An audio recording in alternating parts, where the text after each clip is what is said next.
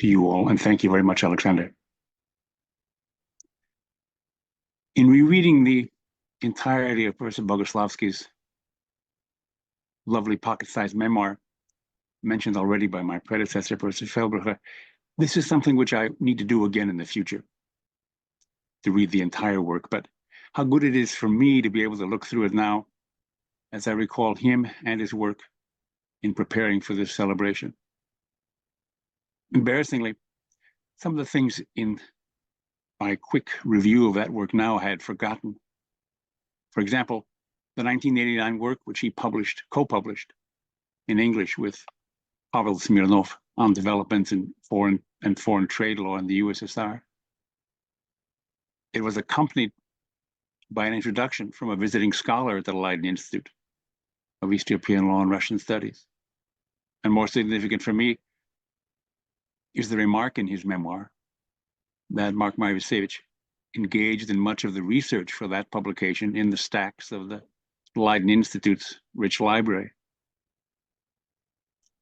Mark Moisievich's visits to Leiden were always pleasant occasions, although I no longer remember how many there were. But in my mind's eye now, I can see Mark Moiseevich sitting together in a small cafe, which he loved to visit in Leiden.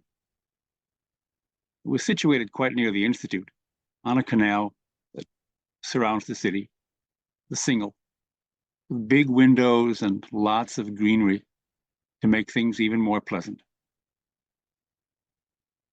As I look back, I cannot recall his views on some of the things which later have become of great interest to me. One, for example, is, or would be, a listing of the most important judicial decisions or arbitration awards involving Soviet and Russian law. Of course, beginning with those grounded in private international law, in intellectual property, in the law governing cultural property.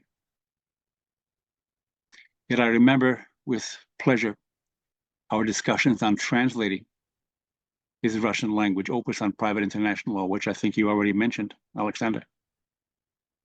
First edition from 1974, and second edition, I believe, was from 1982. Translating that and publishing it in English was something that Mark Moiseevich wanted to do. And his particular wish was to have it published in the series, which was edited by Professor Feldbrucker, which I had the honor to edit later, as well as the Review of Socialist Law, originally founded by Professor Feldbrucker and later changed its name, and which I also had the honor to follow Professor Feldbrucker in that work.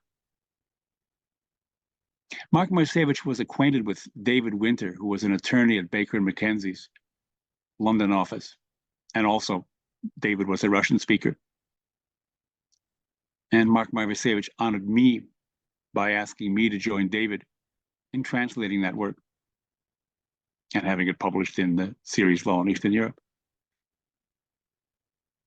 Something I had not read before preparing these modest remarks was that one American reviewer said the translation into English was graceful, and how very good it was that this part of Mark Moiseevich's many publications was well received, as he certainly deserved.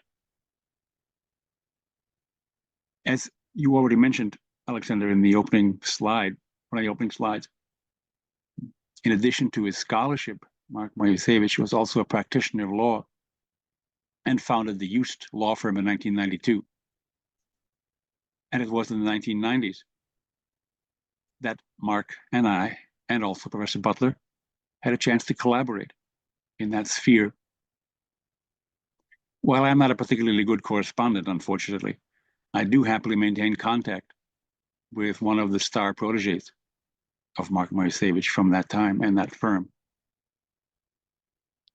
Only later did I become aware of his interest in the international law protection of cultural property, although I was aware of how cultured a person Mark Moiseevich was, as countless of his contemporaries were, and so many Russian scholars and practitioners are today. The years that have passed since Mark Moiseevich was last in Leiden, do cloud the memory a bit. But in looking again at his memoirs, I now remember him as we walked around Leiden, pointing out the poetry of Maria Tsvetaeva on some of the blind walls in Leiden, walls with no windows on which poetry has been beautifully painted in the original language. He writes that while it may seem strange, he first became acquainted with her poetry not in Moscow, but rather in Leiden.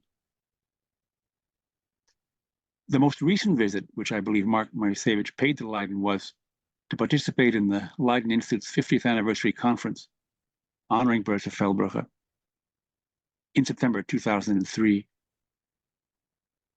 In any event, the way in which Professor Boguslavskiy writes about it in his memoirs make it seem like it was just last year.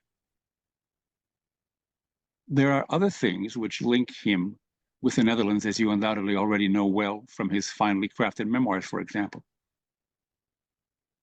At the end of the Soviet era, the Asser Institute in The Hague began to expand its international educational offerings to students of law from Central and Eastern Europe, including, of course, Russia. And Mark Moiseevich was involved in that project from its very beginnings in 1989. Likewise, he took the advantage of consulting the Asser Library and making acquaintances there with scholars and students, as he had done in Leiden. The final recollection of a Dutch link, which I am also happy to note here, is that Mark Moiseevich's step-granddaughter studied in Leiden in the 1990s. She was one of the nearly 90 undergraduate students from Russia whom we were fortunate to welcome to Leiden in those years. Professor Feldbrugge and I had lobbied for funding from The Hague to make it possible for those students to study in Leiden and elsewhere in the Netherlands. The times which they spent in Leiden definitely enriched the intellectual and social atmosphere of the Leiden community.